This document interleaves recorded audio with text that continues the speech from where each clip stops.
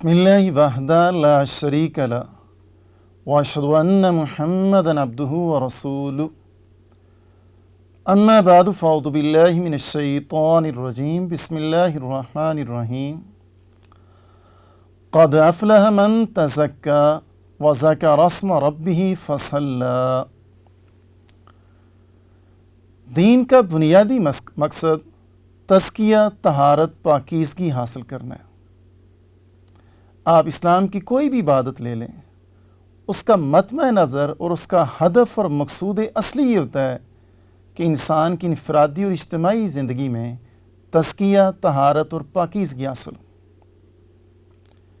اور پورے قرآن پاک کو اگر بندہ ہدایت سمجھ کر دیکھیں، غور کرے، تو یہ ہمارے سامنے بات واضح ہو جاتی ہے کہ تزکیہ، طہارت جو کہ شریعت ہم سے مطالبہ کر رہی ہے وہ 3 قسموں پر ہے۔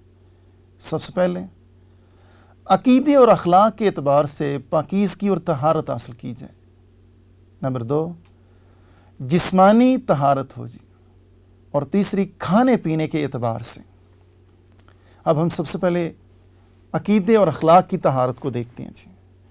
آپ قرآن پاک میں کسی آیت کو دیکھیں جہاں کہ توحید باری تعالیٰ کا بیان ہے، تو اس آیت کے اندر جو مدعا ہے اس کا مقصود کیا ہے کہ انسان کے عقیدے کی پاکیزگی اور طہارت ہونی چاہیے۔ مثال کے طور پر سورہ بقرہ آیت نمبر 21 ہے، یا ایھا الناس اعبدوا ربکم الذی خلقکم والذین من قبلکم لعلکم تتقون۔ او انسانیت کے ایک ایک فرد، تم سب صرف اپنے پروردگار کی عبادت کرو، کیونکہ اس نے تمہیں پیدا کیا ہے، صرف تمہیں نہیں بلکہ تمہارے آباء و اجداد کو بھی پیدا کیا ہے، لعلکم تتقون۔ اور چند آیات کے بعد آ رہا ہے فَلَا تَجْعَلُوا لِلَّهِ أَنْدَادًا۔ ہر قسم کی عبادت صرف اللہ تعالیٰ کی، اور اس کے ساتھ کسی کو شریک نہیں کرنا، یعنی سجدے کے اعتبار سے، رکوع کے اعتبار کے، نظر کے اعتبار سے، منت کے اعتبار سے۔ نہ کوئی نبی، نہ کوئی ولی، نہ جن، نہ فرشتہ، نہ نوری، نہ حقی، کوئی مخلوق اللہ تعالیٰ کی عبادت میں کسی کو شریک نہیں کرنا۔ تو یہ جو توحید باری تعالیٰ کا بیان ہے اور شرک کی نفی ہے، یہ دراصل عقیدے کے اعتبار سے پاکیزگی اور طہارت کا بیان ہے جی۔ اب دوسری چیز کو دیکھیں، لباس کے اعتبار سے، جسم کے اعتبار سے پاکیزگی ہونی چاہیے۔ جہاں بھی قرآن پاک میں یہ تعلیم آئے گی کہ عبادت کرنے سے پہلے ہمیں کچھ چیزوں کو پہلے اختیار کرنا پڑے گا، مثلا وضو ہے یا غسل ہے، تو وہاں جو یہ تعلیم آئے گی کہ ایمان والو جب تم نماز کے لیے کھڑے ہو تو سب سے پہلے کیا کرو؟ وضو کر لو۔ اور اگر تمہارا جنسی تعلق قائم ہوا ہے اپنی گھر والی کے ساتھ، تو پھر تم پر غسل چونکہ لازم ہے، تو وَإِن كُنتُمْ جُنُبًا فَطَّهَّرُوا۔ تو یہ جتنی بھی تعلیمات ہیں یہ جسمانی طہارت کے اعتبار سے ہیں۔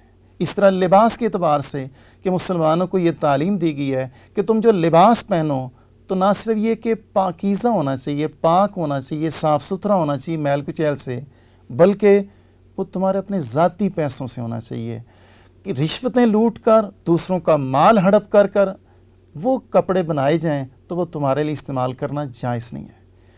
تیسرا کھانے پینے کے اعتبار سے کہ انسانی جسم کے اندر جو غذا جائے وہ پاکیزہ ہونا چاہیے، اس میں کوئی گندگی اور آلائش نہ ہو۔ ایک تو وہ اپنی ذات کے اعتبار سے پاکیزہ ہو کہ شریعت نے اس کو حرام نہ کہا ہو، اور دوسرا کمانے کے اعتبار سے وہ تمہارے ذاتی پیسوں سے ہو، دوسروں کے مال سے نہ لوٹا ہو۔ تو حاصل کیا ہوا؟ پوری شریعت کا حاصل اور مطمع نظر اور بنیادی مقصد کیا ہے؟ تزکیہ، طہارت، پاکیزگی حاصل کی جائے۔ اور یہ 3 چیزیں ہیں، عقیدے اور اخلاق کے اعتبار سے پاکیزگی حاصل ہو، کھانے پینے کے اعتبار سے ہو، اور لباس اور جسم کے اعتبار سے ہو۔